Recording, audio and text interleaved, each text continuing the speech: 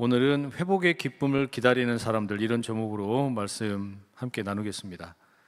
저는 창세기 말씀 읽다가 이렇게 쭉 읽어가면 창세기 말씀은 뭐 어디 하나 예외 없이 복음으로 가득한데, 특별히 그 요셉의 이야기 읽어가다 보면 깜짝깜짝 놀랄 때가 있어요.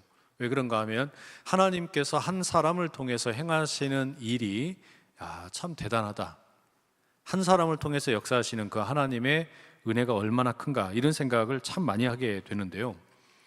그 인생을 살아가는 우리 대부분은 다 회복이 필요한 사람들이라고 저는 생각을 해요. 그러니까 교회는 기본적으로 회복을 갈망하는 사람들의 이 모임입니다. 그렇죠? 그러니까 어딘가 뭐가 되었든지 간에 우리 모두에게는 다 갈급함이 있어요. 회복에 대한 갈급함. 그게 몸의 질병 꼭 거기에만 국한되는 것은 아니고 다양한 영역에서 우리는 회복이 되기를 원합니다. 그 말은 교회는 천사들이 모인 곳이 아닙니다. 교회는 완벽한 사람들이 모인 것도 더더욱 아니에요. 교회는 모자란 사람들이 모여 있는 곳입니다. 그러니까 회복이 필요하겠죠. 그렇지 않습니까? 교회는 모자란 사람들이 모여 있는 모자란 사람들끼리 회복이 되기 위해서 모이는 곳이에요. 우리가 이걸 절대로 잊어버리면 안 돼요. 그래서 여러분, 교회에서는 모자란 사람들끼리 모여 있다 보니까, 어딘가 아픈 환자들끼리 모여 있다 보니까 어떤 일이 생깁니까? 때로 다툴 때가 있어요. 근데 이런 다툼이 전혀 이상한 것은 아닙니다. 다툼은 자연스러운 일이고, 갈등이 생겨나는 것은 세계 모든 공동체, 조직 어디나 있는 일입니다. 그래서 저는 한국 사회가 갈등이 많다라는 이야기 참 많이 나오는데, 갈등은 필연적인 거다. 그거는 있을 수밖에 없다. 다만 문제는 뭐냐? 제가 늘 드리는 말씀이 하나 있어요. 문제는 문제가 아니고 문제를 어떻게 다루느냐에 있다. 그죠? 문제를 어떻게 다룰 줄 아느냐. 자기 내면의 문제도 그렇고요, 공동체의 문제도 그렇고요, 모든 문제, 우리는 문제투성이로 살아가는 회복이 필요한 사람들이란 말이에요. 그럼 문제는 어떻게 해결해야 됩니까? 회복이 되도록 풀 줄 알아야 된다. 회복이 될 줄 알도록 푸는 사람이 진짜 지혜로운 사람이고 하나님의 사람이에요. 그러니까 어떤 분들은 문제가 아닌 것을 문제로 만드는 사람이 있고, 문제를 해결하는 데 뛰어난 역량을 발휘하는 사람이 있어요. 이건 IQ하고는 상관없어요. 공부를 얼마나 많이 했느냐도 상관이 없어요. 성품에 달려있는 일이기도 하고, 하나님이 주시는 은혜에 대한 깊은 경험과 자기 인생에 대한 깨달음이 있는 사람이 그게 가능하죠. 교회는 어떤 사람이 필요할까요? 당연히 환자들이 많아요. 문제 있는 사람들이 많아요. 그러다 보니까 문제가 생깁니다. 다만 여기서 중요한 건 뭐냐? 누가 성숙한 사람이고 누가 성숙한 성도냐라고 말할 때 저는 단정적으로 이렇게 말씀드릴 수 있어요. 문제가 생겼을 때 문제를 문제로 바라보지 않고 회복을 이야기할 줄 아는 사람, 이게 진짜 성도죠. 예수님이 우리에게 행하신 일이 그렇잖아요. 우리 개개인에 대해서도 회복을 그렇게 말씀을 하셨고, 공동체에 대해서도, 가정이 되었든 교회가 되었든 우리의 일터가 되었든 나라가 되었든 하나님의 복음이 들어가게 되면 어느 곳이 되었든지 회복이 일어나야 된단 말이에요.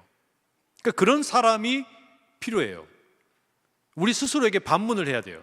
나는 문제가 아닌 걸 문제로 만드는 사람이냐, 아니면 문제를 해결을 하는, 문제가 회복되도록 이끌어갈 줄 아는 사람이냐. 여기에 여러분, 우리의 영적인 성숙이 달려 있습니다. 직분과 상관이 없어요. 우리의 영적인 성숙이 어디에 달려 있느냐? 문제가 생겼을 때 어떻게 대처하는지를 보면 알 수 있어요. 문제 앞에서 문제에 완전히 함몰당해가지고 한 발짝도 앞으로 못 나가는 사람이 있고, 문제를 해결이 하는 게 아니라 더 큰 문제로 만드는 사람이 있고, 문제를 해결하기 위해서 자기를 희생할 줄 아는 사람이 있어요. 교회는 누가 필요할까요?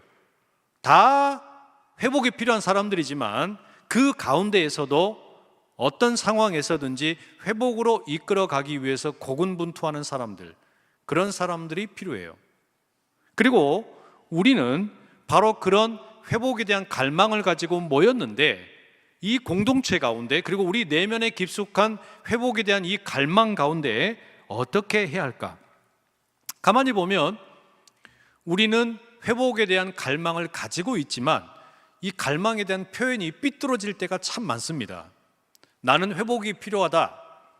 나는 지금 무언가 이 망가져 있는 것이 고쳐져야 된다라고 하는 필요성을 느끼는데 이거 표현을 잘 못해요, 사람들이. 그걸 건강하게 자기 의견을 표현하고 자기 마음을 표현하고 자기 어떤 상태를 이야기하는 걸 잘 못하는 거예요. 이게 감정적으로 나올 때가 많아요. 이걸 잘 다스릴 줄 아는 게 성숙한 그리고 지혜로운 사람의 모습이겠죠. 그러니까 여러분, 대림절을 우리가 보내고 있는데, 대림절이라고 하는 것은 예수님의 탄생을 그리고 예수님의 다시 오심을 기다리는 절기이지만, 예수님을 우리가 기다린다라고 하는 것은 궁극적으로는 뭘 기다리는 겁니까? 내가 회복되기를 기다리는 거예요. 그러죠? 왜 예수님을 기다려요? 예수님이 왜 필요해요? 내가 회복이 필요하기 때문입니다. 아주 이기적으로 생각을 하자면 우리 개개인의 회복이 필요하기 때문에 우리에게는 예수님이 필요한 것이고, 우리 가정이 되었든 교회가 되었든 나라가 되었든 이 온 세계, 피조 세계, 창조 세계 전체를 놓고 봐도 뭐가 필요해요? 회복이 필요해요. 그래서 여러분, 이 대림절이라고 하는 절기는 회복을 기다리는 절기라고도 말할 수 있습니다. 그래서 우리는 개개인에게도 공동체에게도 그 회복에 대한 갈망을 가지고 주님 앞에 나가는 거예요. 세상의 소리가 아니라 주님의 음성을 귀 기울일 수 있기를, 가벼워지는 대신에 묵직하고 우직하게 주님의 말씀으로 채워지기를 기다리는 거예요. 그런 점에서 오늘 본문은 되게 중요하고 의미가 있습니다. 창세기 42장은 회복이 어떻게 시작되는지, 그리고 하나님께서 어떤 방식으로 우리를 회복으로 이끌어 가시는지, 여기에 대한 이야기를 우리에게 들려줍니다. 요셉이 형들에게 17살의 나이에 인신매매를 당하죠. 미디안 상인들에게 팔려갑니다. 그리고 이집트에 끌려가서 보디발 장군의 집에서 일을 하게 되고, 가정총무로 승승장구를 하다가 다시금 감옥에, 구덩이에 던져지게 되고 억울한 일을 당한 거 아닙니까? 그러다가 술 맡은 관원장과 떡 맡은 관원장 두 사람의 꿈을 잘 해몽해주고 내가 이제 이 감옥에서 나갈 수 있겠거니 기대를 했는데, 이게 웬걸, 완전히 망했어요. 2년이 지난 뒤에 파라오가 꿈을 꿉니다. 7년의 풍년과 7년의 흉년에 대한 꿈이었어요. 이집트의 수많은 엄청나게 많은 현자들과 지혜 있는 자들이 그 꿈을 해몽하기 위해서 모였지만 아무도 풀지를 못했습니다. 요셉이 결국에 이 파라오의 꿈을 해몽을 하게 되었고, 글쎄 거기에 더해가지고 파라오가 요셉을 파격적으로 이집트의 총리로 임명을 해버립니다. 이때 요셉의 나이가 30살이에요 17살에 노예로 팔려갔으니까 13년이 지나서 13년의 기가 막힌 인생의 고난의 시간을 보낸 이후에 회복이 된 거예요. 그죠? 요셉 개인으로 보면 너무나 기가 막힌 회복입니다. 이때 요셉이 겪었던 그 반전을 창세기 41장 41절에서 43절 이렇게 기록하고 있습니다.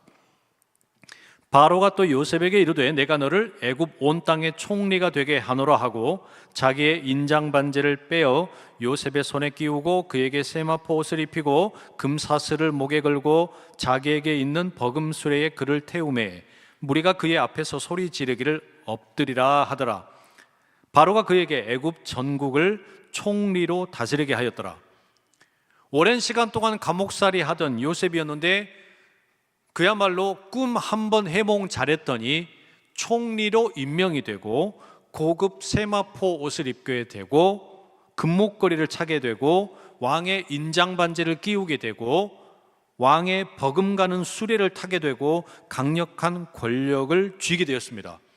한순간의 인생 역전이죠. 회복이 된 거죠. 요셉 개인에게 있어서 이만한 회복이 어디 있겠어요.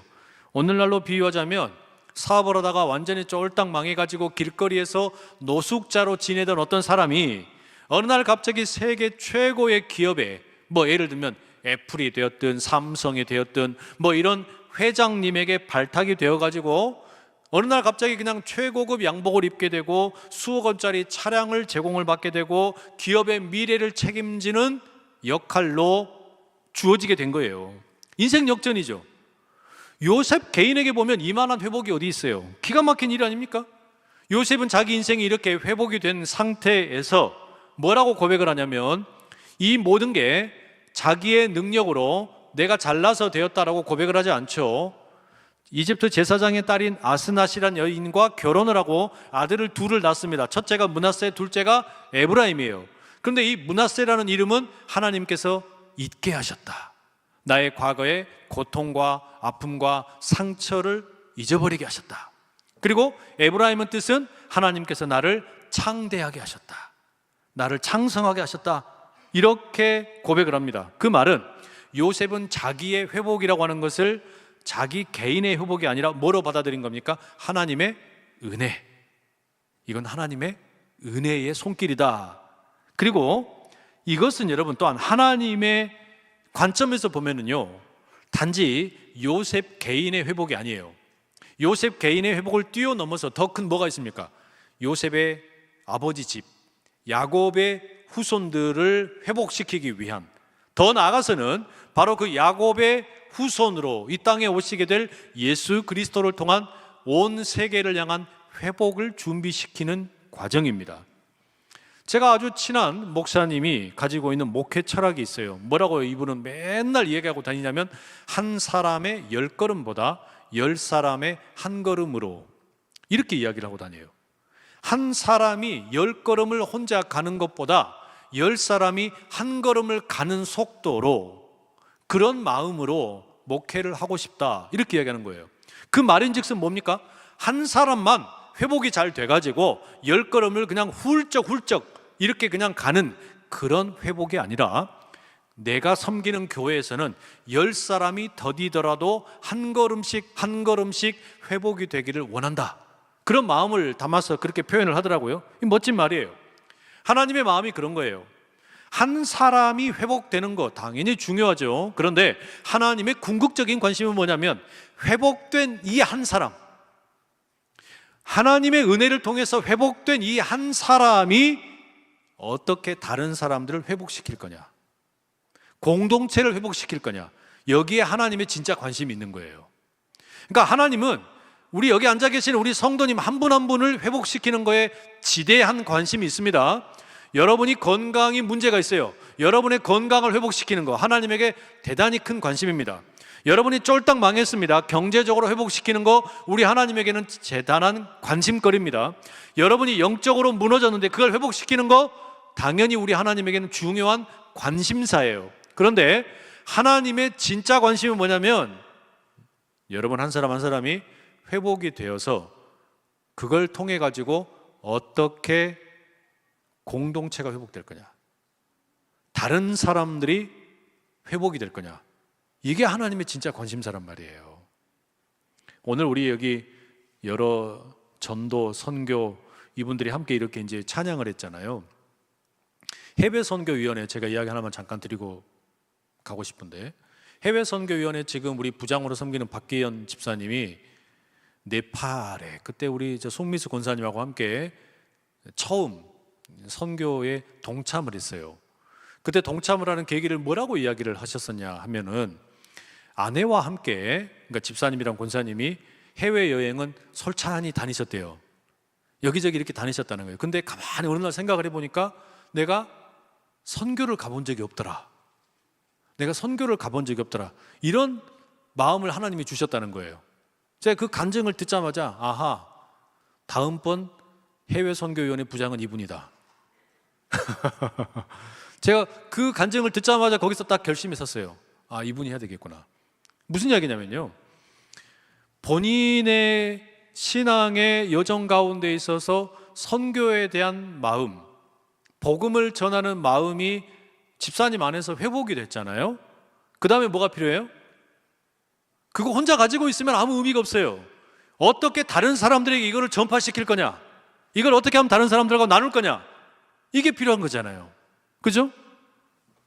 우리 통일선교위원회 1년밖에 안 됐잖아요. 지금 시작한 지. 김학수 목사님이 우리 교회 딱 부임했는데 이분이 보니까 뭘 잘하냐면 사모님이 북한에서 오셨어요. 그리고 다른 교회에서, 영락교회에서 섬길 때 이 통일선교, 북한 선교와 관련된 사역들을 했어요. 보자마자 제가 그 생각 들어요. 좋다. 이분은 이걸 해야 된다. 가정적으로도 그렇고 본인이 지금까지 했던 사역들 가운데도 이게 이분에게는 일종의 주특기가 될 수 있다. 한 사람이 거기에 대한 어떤 관심과 그런 어떤 마음이 있으면, 이걸 가지고 혼자 가지고 있으면 이건 비전이 연결지를 못해요. 열매 맺지를 못해요. 그러나 이걸 통해서 다른 사람들을 독려하고 이 복음의 역사를 함께 나누고 비전은 공유될 때 비로소 뭐가 됩니까? 능력이 돼요. 열매가 맺힌단 말이에요. 그래서 김학수 목사님, 내가 그걸 딱 보자마자 적임자다. 그러면 통일선교위원회 꾸려보자. 만약에 김학수 목사님이 없었으면 통일선교위원회 못 꾸려요. 그런데 이분이 있으니 해볼 만하다. 1년 동안 지금 진행되는 사역을 보니까요, 너무 기가 막히게 잘해요. 너무너무 좋은 거예요. 제가 무슨 말씀을 드리는 거냐, 한 사람이 회복이 되면 그거 여러분 다 마찬가지입니다. 내가 회복이 된 거는 혼자 개인의 회복으로 끝나는 일이 아니에요. 그리스도인에게 있어서의 회복은 나를 통해서, 이 회복을 통해서 다른 사람들을 어떻게 회복시킬 거냐, 이게 여러분 우리에게 주어진 사명이 됩니다. 모든 사람은 다 그렇게 각자 자기의 사명을 발견할 때가 있어요. 우리에게 청소년 친구들이 여기 같이 함께 예배를 드리는데 며칠 전인가 몇 주 전에 제가 우리 한 친구 대답 잘했다고 용돈 줬잖아요. 상품을 줬단 말이에요. 지난주였나? 그랬더니요, 혼자서 그거를 꿀꺽 안 하더라고요. 와, 이 마음이 얼마나 예쁜지. 혼자서 대답을 잘해가지고 상품을 받았는데 목자님 우리끼리 오늘 편의점 가기로 했죠요 그러더라고요. 끝나고 난 다음에. 물론 목자님은 안 그랬죠.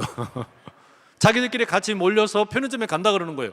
와, 너무 이쁜 거예요. 그 마음이 얼마나 이쁩니까? 그러니까 내가 잘해서 이 상품 받았다, 상 받았다, 그러니까 이걸 나 혼자서 꿀꺽 해야지, 이게 아니에요. 그걸 어떻게 해요? 나눠. 이 마음을 나눠, 이 비전을 나눠. 그러니까 어떻게 돼요? 혼자서만 가가지고 여러분 편의점에서 그거를 홀라당 까먹었으면 며칠 동안 까먹었겠죠. 그런데 함께 같이 가서 하니까 어떻게 돼요? 그게 뭐예요? 한 사람이 10그릇이 아니고 10사람이 한 그릇이에요. 이게 가능해진다는 이야기예요. 그러니까 여러분 바라는 건 뭐냐면, 우리가 기도하면서 회복해달라고, 회복시켜달라고, 건강을 회복시켜달라, 물질을 회복시켜달라, 뭐가 좋든지 여러분 그렇게 기도해야죠. 그런데 우리의 신앙생활의 경험 가운데 뭔가 내가 회복이 됐다, 회복이 된 게 있으면 여러분 그거를 되갚을 줄 아셔야 돼. 이거를 가지고서 내가 어떻게 다른 사람들을 회복시킬 거냐, 여기에 관심 있는 자가 뭐가 되냐? 리더가 되는 거예요. 그런 사람이 하나님께서 쓰시려고 하는 사람이다, 이 말이에요. 자, 그러면 요셉이 회복이 된 이후에 13년이 지나가지고 이집트의 총리라고 하는 기가 막힌 자리까지 올라갔는데, 하나님께서는 이 요셉과 물론 이집트 땅에 있는 많은 사람들 풍년을 지나서 흉년을 만났을 때 이제는 먹고 살 수 있도록 길을 열었겠죠. 뛰어난 행정력도 발휘하겠죠. 이집트 인근에 있는 수많은 나라들도 이제 이집트를 통해서 다 함께 국제적으로 흉년의 위기를 극복할 수 있는 길이 열리는 겁니다. 이것만 해도 대단한 거예요. 그런데 이 범위를 다시 쫙 좁혀가지고 오목렌지로 당겨서 보면 무슨 일이 되냐, 가나안 땅에 살고 있는 야곱의 가족, 그 이야기를 오늘 우리가 본문에 만나는 겁니다.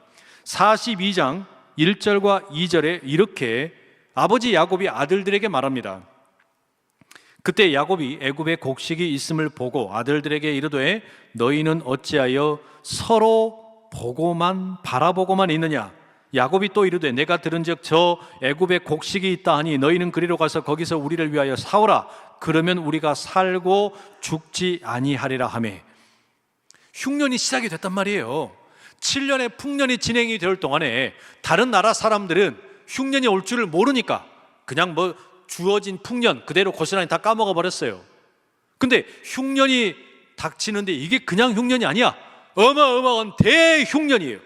그런데 어떻게 됩니까? 대책이 없어요. 아무런 대책이 없는데 지금 이 아버지 야곱이 아들들에게 하는 말을 보십시오. 뭐라 그러냐면 너희는 어찌하여 서로 바라보고만 있느냐. 이 뭘 말하는 겁니까? 이 한 구절 속에는 지금 무기력함과 우왕좌왕과 회피만 있어요. 문제는 생겼어요. 문제는 생겼는데 이 문제를 어떻게 해결할 것인지에 대해서 집안에 있는 사람들이 아무도 해결을 못해. 너희는 어찌하여 서로 바라보고만 있느냐? 이게 지금 여러분 아버지 야곱이 아들들에게 하는 이야기예요. 우리가 여러분 교회에서도 마찬가지고 가정에서도 마찬가지고 일터에서도 마찬가지예요. 너희는 어찌하여 서로 바라보고만 있느냐? 이 뭡니까? 무기력한 거예요. 회피하고 있는 거예요. 무책임한 거예요. 아무도 문제를 해결하려고 나서지를 않아. 아무도 관심이 없어요. 가족의 생사가 걸린 상황인데 누구 하나도 여기에 대해서 구체적으로 어떻게 하겠다라고 답을 하는 사람이 없어요. 회복이 필요한 거죠. 방법을 몰라요. 그러다가 드디어 이제 아버지가 이렇게 말씀을 하시니 연로하신 아버지의 이 추궁을 듣고 어떻게 합니까? 움직이는 거예요. 요셉을 팔아넘겼던 10명의 형이 움직입니다. 이 형들이 곡식을 사기 위해서 마지못해 이집트로 발걸음을 옮겨요. 가기 싫은데, 죽기는 싫으니까, 아버지의 채근함이 있으니까 어쩔 수 없이 이집트까지 내려갑니다. 그리고 총리 요셉 앞에 도착을 하게 되죠. 무슨 일을 합니까? 엎드려서 절을 합니다. 여러분 이게 뭡니까? 요셉의 꿈이 20년 만에 이루어진 거예요. 17살의 나이에 자기의 볕단을 향해서 형들이 다 절을 했잖아요. 그게 드디어 20년 만에 하나님이 주셨던 그 꿈이 그대로 성취가 된 거예요. 여러분 그러면 이것은 꿈꾸는 자가 기도 많이 했더니 자기 곤경을 이겨냈더니 자기가 회복이 되고 났더니 하나님께서 형들에게 벌을 주셔가지고 이 형들이 요셉에게 절을 하는 그야말로 수치함을 당했구나 이겁니까? 아니에요. 하나님의 계획은 요셉 한 사람을 통해 가지고 나머지 사람들을 어떻게 회복시킬 거냐 여기가 있는데 여기에 보면 여러분 이 요셉 한 명과 나머지 형들의 모습이 참 대조가 되죠. 요셉은 그 긴 13년, 이제는 20년이 됐죠. 20년의 시간을 보내는 동안에 인격이 성숙해지고 향기 나는 사람이 됐어요. 반면에 형들은 어떻습니까? 여전합니다. 20년이 지났지만 여전히 죄책감과 두려움 속에 있고 문제가 생겼을 때 문제를 해결할 줄 아는 건강한 능력이 없어요. 20년 전에 자기 동생인 요셉이 아버지의 사랑을 독차지 한다 시기하고 질투하고 문제를 일으킬 줄은 알았는데 문제 해결할 줄 아는 능력이 조금도 없단 말이에요. 이게 뭡니까 여러분? 직업의 차이도 아니에요. 나이에도 문제가 아닙니다. 신분의 차이도 아닙니다. 이거는 뭐예요? 인격의 성숙, 영혼의 깊이, 인격의 품격의 차이라고밖에 말할 수가 없어요. 요셉은 형들의 얼굴을 보자마자 즉시 알았죠. 20년의 세월이 지났지만 강산이 2번 변하는 시간이지만 형들의 얼굴을 어떻게 잊겠습니까? 물론 형들은 요셉의 얼굴을 모릅니다. 천하에 이런 일이 있을 거라고 어찌 꿈이나 꿨겠어요? 그런데 요셉이 아는 척을 하지 않죠. 그리고 오히려 아주 엄격한 표정으로 포청천처럼 42장 9절에 이렇게 말합니다. 너희는 정탐꾼들이라 이 나라의 틈을 엿보려고 왔느니라. 요셉이 이렇게 말해요. 자기 형들에게. 왜 이렇게 말했을까요? 요셉이 지금 이들을 미워하기 위해서가 아닙니다. 미워해서 벌을 주기 위한 것이 아니고 요셉의 이와 같은 말은 형들을 회복시키기 위한 거예요. 히브리서 12장 6절에 보면 이런 말씀이 있습니다. 함께 읽어보실게요. 시작. 주께서 그 사랑하시는 자를 징계하시고 그가 받아들이시는 아들마다 채찍질 하심이라. 하나님이 성도를 징계하신대요. 채찍질을 하신다는 겁니다. 왜 그렇게 하세요? 이건 파괴가 아니에요. 굳이 수사적인 표현을 빌리자면 창조적인 파괴입니다. 회복을 위한 겁니다. 아들을 버리려는 그런 아버지가 아니라 아들을 바로 세우기 위한 사랑의 행위예요. 요셉도 마찬가지입니다. 요셉이 형들을 봤어요. 10명의 얼굴 어떻게 잊을 수가 있겠어요? 원래 얻어맞은 사람은 발 뻗고 자는데 때린 놈들은 발 뻗고 못 자요. 그러니까 20년이 지나는 동안에 오히려 요셉은 건강해졌고 형들은 더 무책임하고 파리하고 볼품없는 인생이 된 거 아닙니까? 그런데 요셉이 형들을 어떻게 하느냐? 3일 동안 감옥에 가둡니다. 요셉은 감옥을 이미 깊이 경험했던 사람이죠. 감옥에서 억울한 누명을 쓰고 있어 봤잖아요. 감옥이 어떤 곳입니까?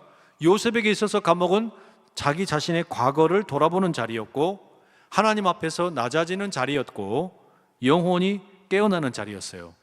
적어도 요셉에겐 그렇단 말이에요. 그래서 요셉은 이 형들에게도 지금 영혼이 깨어나는 은혜의 시간을 주려고 하는 겁니다. 그래서 그 시간을 주고 나서 형제들의 입에서 이런 말이 나옵니다. 감옥을 체험하는 형들이 이렇게 말을 해요. 42장의 21절.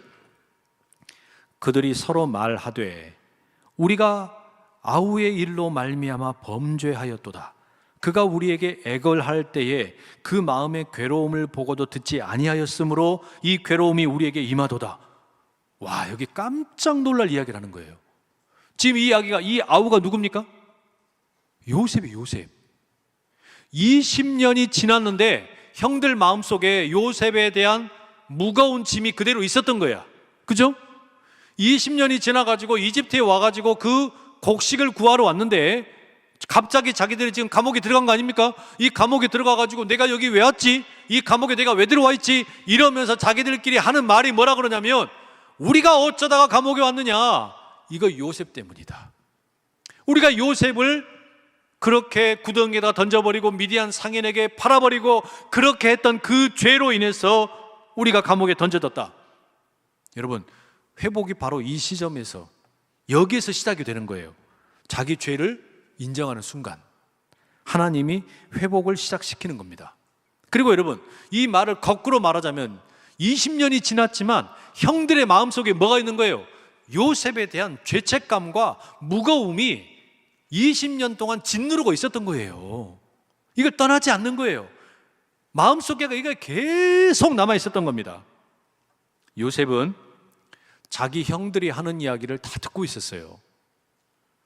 형들은 요셉이 이해하지 못하는 줄 알았지만 통역을 세워서 대화를 했었기 때문에 요셉이 자기들이 하는 히브리 말을 못 알아들을 거라고 생각을 했지만 어찌 요셉이 못 알아듣겠습니까? 이걸 다 알아들었어요.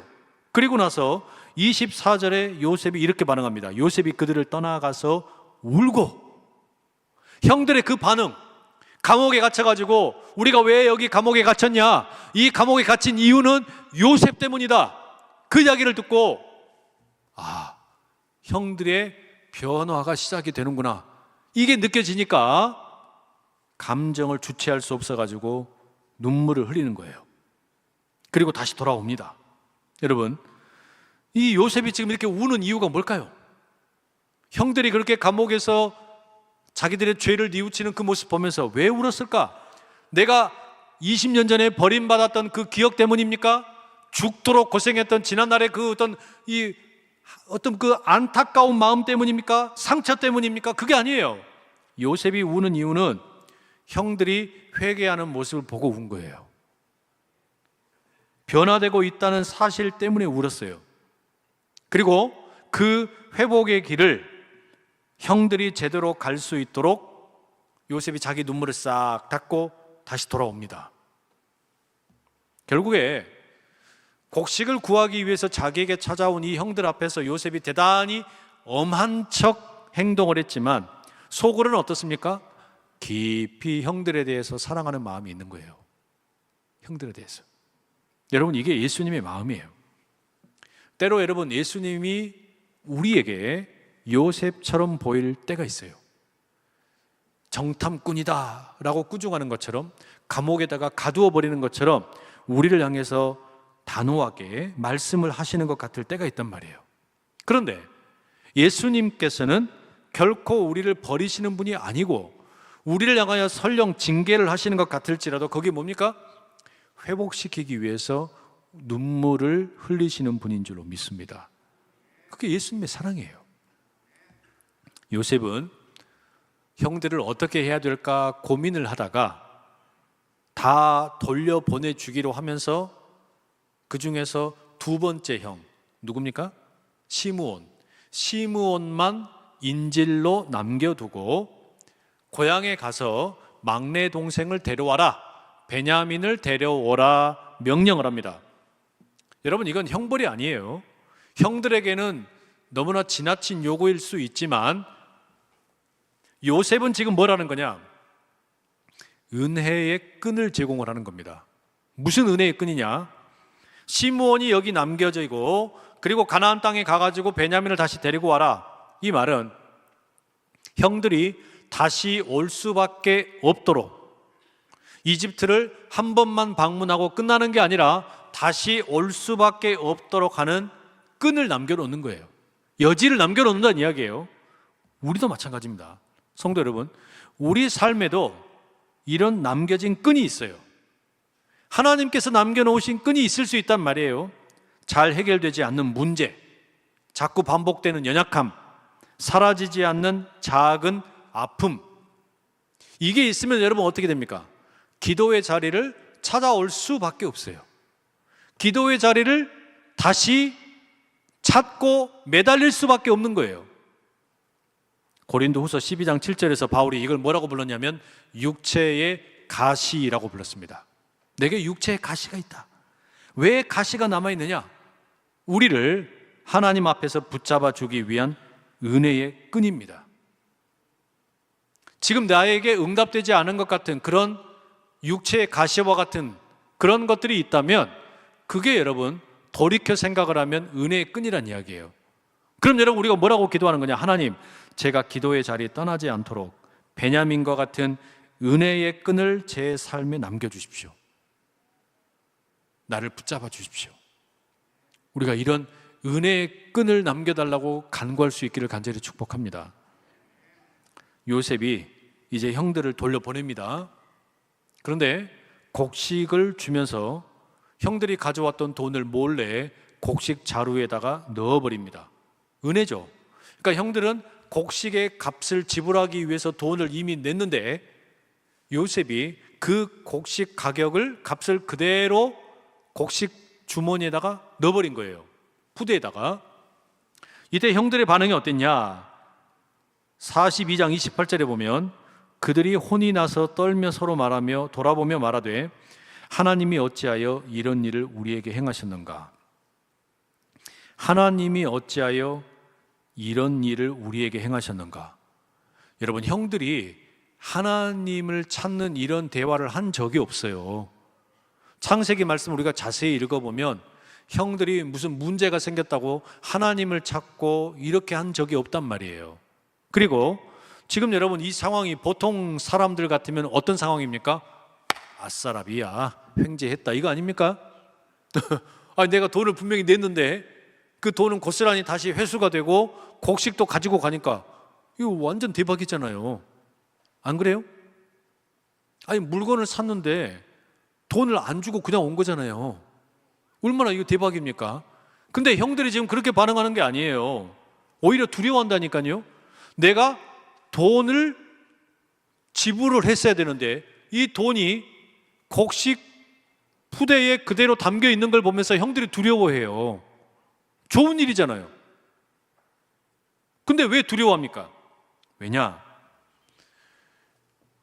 형들이 지금 은혜를 경험을 한 건데 하나님의 은혜를 경험을 하게 되면 무슨 일이 생기는 거냐면 첫 번째로요, 은혜는 항상 죄를 비추는 빛이 됩니다.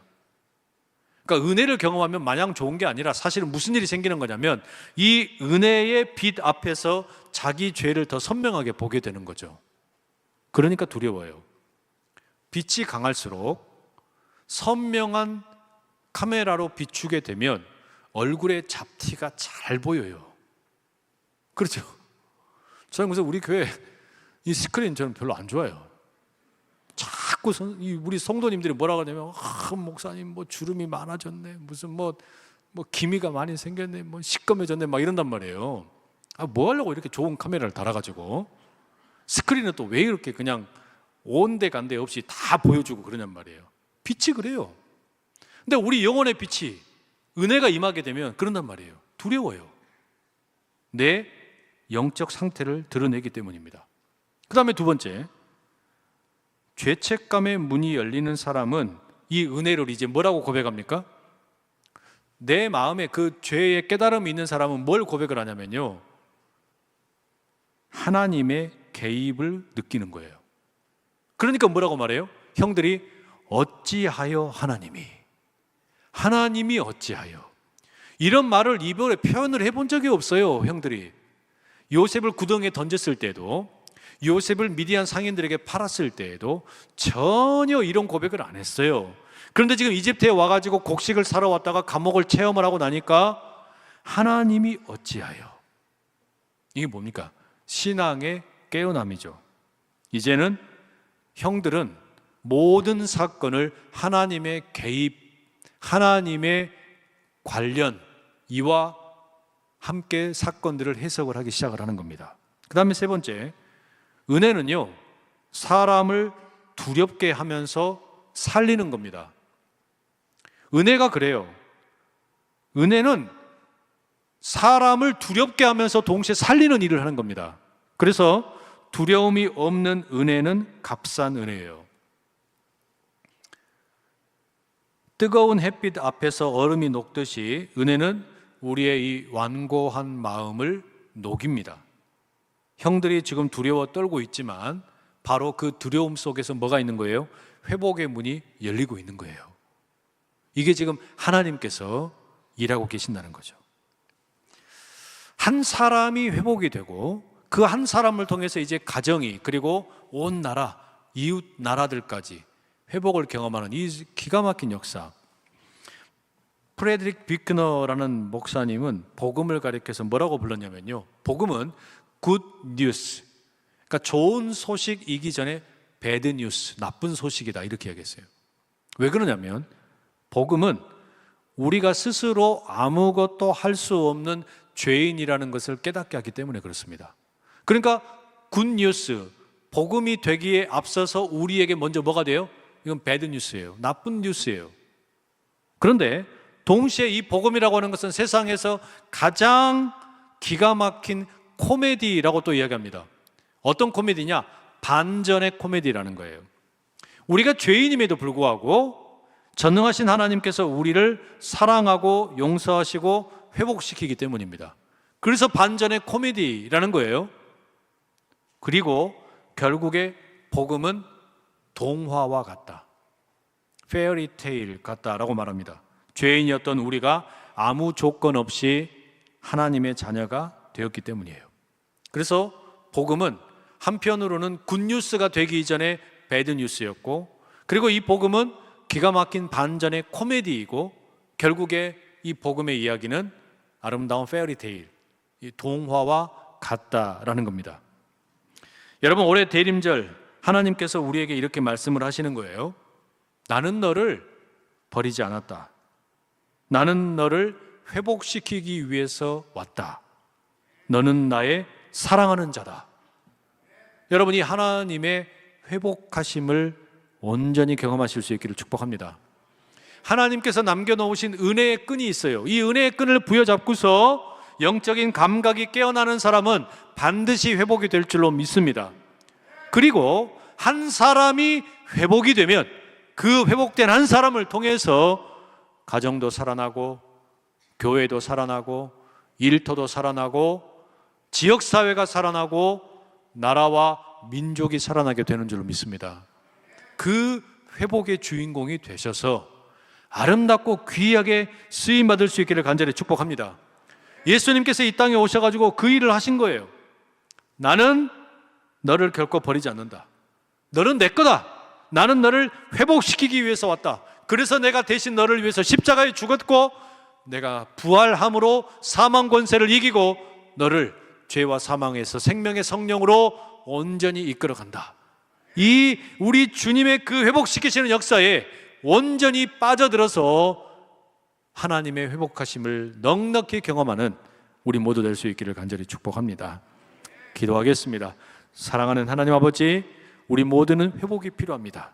회복이 필요한 인생, 한 영혼 한 영혼 주님 만나주시고, 이 회복의 과정 가운데 우리 주님의 풍성한 은혜를 경험하여 은혜의 끈 놓지 아니하고 주님으로 인하여 멋지게 회복이 되고, 또 다른 사람들을 회복시키는 은혜의 도우미들이 다 될 수 있도록 주님 도와 주시옵소서. 예수님의 이름으로 기도드립니다. 아멘.